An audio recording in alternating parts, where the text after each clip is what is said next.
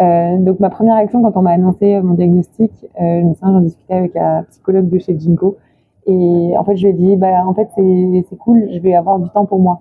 Elle m'a un petit peu regardée en me disant mais tu sais que tu es malade. Je lui ai dit oui mais c'est bien, je vais pouvoir faire une pause dans mon rythme de vie et tout. Et donc en fait c'est marrant comme parfois la maladie n'arrive pas par hasard. Et moi je pense que j'en avais d'une certaine façon besoin. Enfin en tout cas ça a été une sorte de cri d'alarme de mon corps pour me dire stop. Et c'est vrai que cette réaction de presque positive de ah je vais avoir du temps, ça a un petit peu surpris quelques personnes avec qui j'ai eu cette réaction assez immédiate. Pour moi, ce qui a été le plus dur, je pense, c'est d'admettre qu'on était dans un corps malade. Je suis quelqu'un qui a heureusement jamais eu trop de grosses maladies et c'est vrai que de s'arrêter d'un coup avec une nouvelle aussi brutale dans une vie qui pour moi était très active, ça a été un petit peu dur de se rendre compte de ça et de se rendre compte qu'on mettait tout en pause. Et oui, d'admettre qu'on était malade. J'avais un petit peu une tendance à faire l'autruche.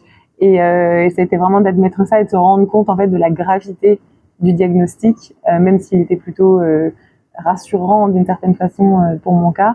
Mais voilà, c'est de comprendre en fait l'ampleur de la maladie et le fait qu'il faille mettre un stop et faire une pause dans sa vie pour se soigner.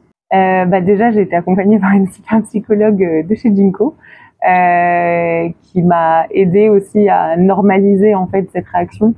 J'en avais pas forcément beaucoup conscience en fait. C'est plutôt en discutant avec des gens, en discutant même avec mes proches ou avec des médecins qui le fait que eux me posent des questions, que ça m'a aidé à me dire oui en fait je suis malade parce que moi je suis quelqu'un qui ne réfléchit pas trop, qui a tendance à occulter forcément les moments difficiles et donc c'est le fait qu'on me pose des questions, qu'on me demande comment ça va, si j'arrive à accepter, etc. Et donc c'est ça qui m'a permis en fait progressivement de me rendre compte que j'étais peut-être pas, j'étais un petit peu en retard sur mon propre diagnostic, mais aussi du coup de me faire avancer pour me dire bah oui j'accepte et on y va et on avance et ça va passer et le psychologique va progressivement rattraper le corps qui lui se soigne mais voilà, donc c'est vraiment l'entourage en fait, de discuter avec des gens qui m'ont aidé, notamment avec une psychologue. Je pense que Ginkgo, c'est un soutien psychologique général énorme. Quand je dis psychologique, dans le sens où ça enlève une charge mentale liée à la maladie qui pour moi était hyper important. En fait, on a quelqu'un qui anticipe presque nos questions, qui peut anticiper nos doutes et nos peurs,